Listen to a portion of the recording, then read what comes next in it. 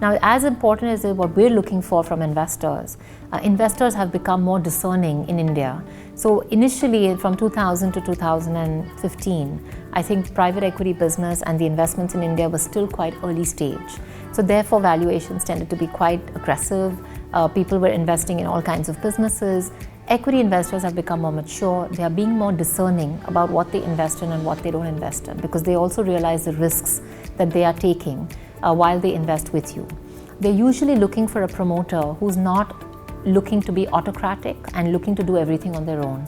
They want to see a team. They want to see there being enough bandwidth, that it's not all dependent on you and your skill sets, but it's dependent on a good quality team that's got a wholesomeness of skills which are complementary to each other. So that, I would say, is number one.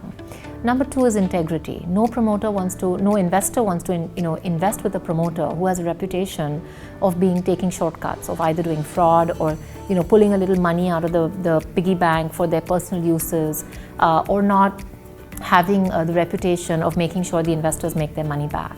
And this is a small community. The financial services world is small, and they are checked with references with each other all the time. So remember, in the financial world, if you defraud or you build a reputation the first time around of being somebody with a lack of integrity, that will chase you around for a while to come. So integrity is the number two, and this is not in any order of priority, but in orders, all of them are equally important.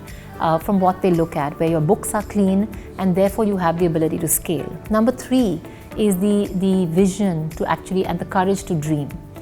Do you have a big vision, or is it extremely small? Is your business scalable, or is it only a boutique business which will stay small, very heavily dependent on you? Investors are looking for businesses which are based on teams, can be institutionalized, can be scaled, and therefore have a large opportunity to grow. But where you as a promoter are very clear on what the opportunity you're pursuing in. So focused is the fourth. A lot of times you talk to people who've come out with a new product and say, oh, I've got this amazing product. Who's your customer? Everyone. That's not an answer. You've got to be very clear who your customer segment is, what your price point is, what your positioning will be in the market. Are you a differentiated service or product, or are you just another me too?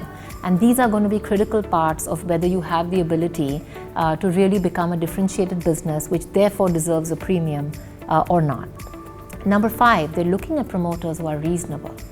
It's very easy to sit there and negotiate and be a tiger and open your chest and say, look, I want this and I want that. They hate entitlement, because they're looking to come in as partners, work with you as a promoter.